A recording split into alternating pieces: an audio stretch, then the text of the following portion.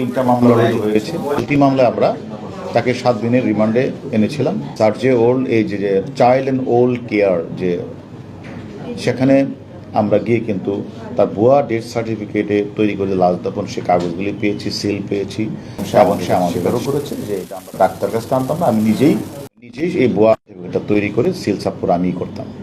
এবং পরবর্তী পর্যায়ে তাকে যখন আমরা অপারেশন থিয়েটারের কথা বলা হলো, সেখানে তার সে যে ডাক্তার রাখে নাই সেটাও স্বীকার করেছে। এবং সে যে তাদের উপরে মানসিক টর্চারটা করেছে, যে সে নিজেই যে এই আশ্রমে যাদেরকে নিয়ে আসা হয়েছে অধিকাংশই হলো প্রতিবন্ধী, বৃদ্ধ, প্যারালাইজ। এই বয়স্ক প্রতিবন্ধী প্যারালাইজ মানুষগঞ্জে একটু অ্যাবনর্মাল আচরণ করত এবং সে কারণেই সে তাদের উপরে প্রচণ্ড পরিমাণে নির্যাতন করতো, লাঠি দিয়ে পিটাতো। সেটা স্বীকার করেছে যে এবং যে এটা আমি করেছি, এটা আমি ভুল করেছি। কিন্তু বিষয়টা হচ্ছে আমরা যেটা তাকে পরে জিজ্ঞাসাবাদ করলাম যে সে যে এইভাবে তাদেরকে মানসিক শারীরিকভাবে নিস্তেজ না এবং নির্যাতন চালাতো, কারণটা কি? তখন সে যে নিজে যে মাদক সেবন করেন, যে ইয়াবা খায়, সেটা সে নিজেই স্বীকার করেছেন যে এটা আমি তখন বুঝতে পারি নাই এরকম, এবং এটা যে করা ঠিক হয় নাই সেটা সে আমাদের কাছে স্বীকার করেছে। এবং আমরা মনে করি সে এবং এই মাদকাসক্ত মিল্টন যে কাউকে পরোয়া করতো না, এর মূল কারণটাই ছিল তার সাথে মানে অনেকেরই অনেক বিএপির নাকি যোগাযোগ ছিল। সে মনে করছে যে আমি যে কাজটা করছি কেউ আমাকে কোনো কিছু করতে পারবে না। এবং যারা এই বাচ্চাদেরকে সেখানে দিয়ে আসতো বা যারা এই প্যারালাইজড মানুষগুলিকে দিয়ে আসতো এইসব। এখন ওয়ালটন ফ্রিজ কিনে অনেকের মতো আপনিও হয়ে যেতে পারেন মিলেনিয়ার। সেরা পণ্যের সেরা অফার, ওয়ালটন মিলেনিয়ার। সকল মানুষগুলি যখন পরে খোঁজ নিতে যেত যে কি অবস্থা, তাদেরকে দর্শে পিঠাতো। এইরকম যে অত্যাচারের মাত্রা মাদকাসক্ত মিল্টন যে করতো, সে আসলে মানে সেটাকে সে অস্বীকার করে নাই যে হ্যাঁ আমি এরকম কাজটি করেছি। যার কারণে আমরা সে যে আপনারা দেখেছেন সে যে 900 লাশের কথা বলেছেন, এই 900 লাশও কিন্তু সে বলেছে হ্যাঁ আমি বলেছিলাম, এটা বলেছিলাম যে ওই যে সোশ্যাল মিডিয়াতে এইগুলি কথাগুলি বললে হয়তো অনেক মানুষ আমাকে টাকা দিবে, টাকা পাঠাবে এবং সে টাকাটা সে পেত। তখন আমরা বললাম 900 লাশ কোথায়, হিসাব কোথায়? সে রেজিস্টার দেখাতে পারে নাই, কোথায় কবর দিয়ে সেটা দেখাতে পারে নাই। পরবর্তী যে সেটা বলেন যে আসলে 900 লাশ তো আসলে আমি কবর দিই না, আমি আসলে 900 লাশ আমি বেসিক্যালি সোশ্যাল মিডিয়ার মাধ্যমে প্রচার করে মানে আমি টাকার জন্য এগুলি করি। সেটা পরবর্তী যে সে বলেছে যে 100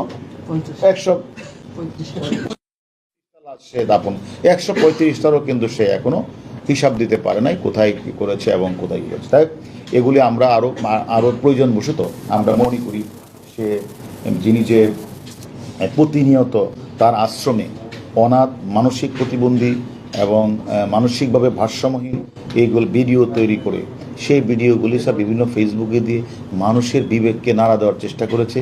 এবং বিবেকবান মানুষ যারা এই সকল দেখে, যারা অত্যন্ত মানবিকভাবে তারা টাকাগুলি বিকাশের মাধ্যমে, নগদের মাধ্যমে তার অ্যাকাউন্টে পাঠিয়েছে।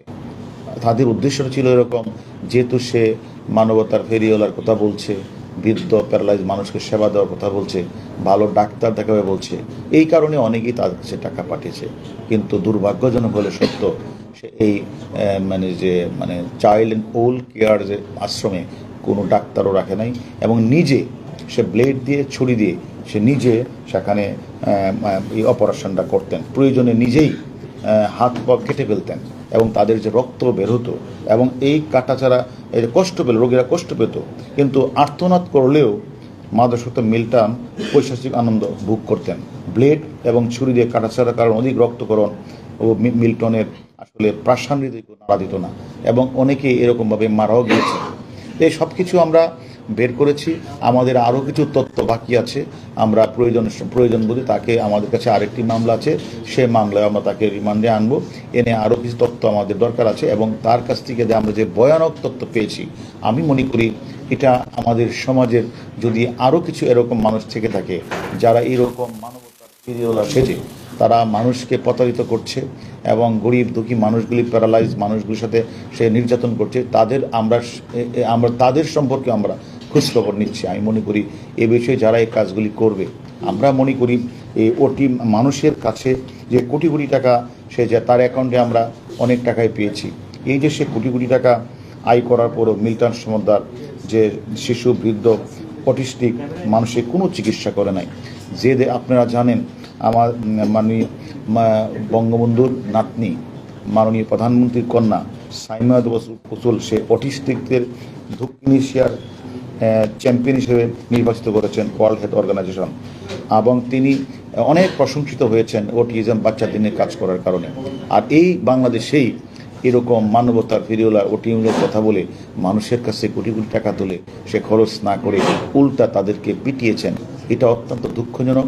আমি মনে করি তাকে কারা প্যাট্রোনাইজ করেছে এবং কারা তাকে ভিডিও বানাতে সহায়তা করেছে, এরকমভাবে কারা কারা তাকে হেল্প করেছে, যে হেল্পটা এবং তাকে এই পথে এনেছে, আমি মনে করি আমরা তাদেরও জিজ্ঞাসাবাদ করব।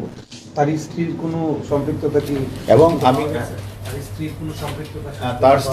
তার স্ত্রীকে আমরা প্রয়োজন বোধ আরেকবার জিজ্ঞাসাবাদ করব, বিভিন্ন বিষয়গুলি নিয়ে আবারও কথা বলবো। আরেকটা বিষয় আপনাদেরকে বলে রাখি যে এই যে চাইল্ড অ্যান্ড ওল্ড কেয়ার যে আশ্রমটা চলতো, সেখানে এই যে মাদকাসক্ত মিল্টন সমাদ্দার গ্রেপ্তারের পর আপনারা জেনে আনন্দ হবেন যে এটার যে বাচ্চা, মানে অটিজম বাচ্চা, তারপরে বয়স্ক প্যারালাইজ যে মানসিক প্রতিবন্ধী যে মানুষগুলি রয়েছে, তাদেরকে সেবা দেওয়ার জন্য একটা ফাউন্ডেশন এগিয়ে আসছে।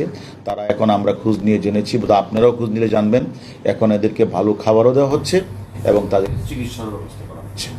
আচ্ছা, তার যে এই যে মাদক যারা সাপ্লাই করতো তাদের কোনো সংশ্লিষ্টতা এখন পর্যন্ত আপনারা পেয়েছেন?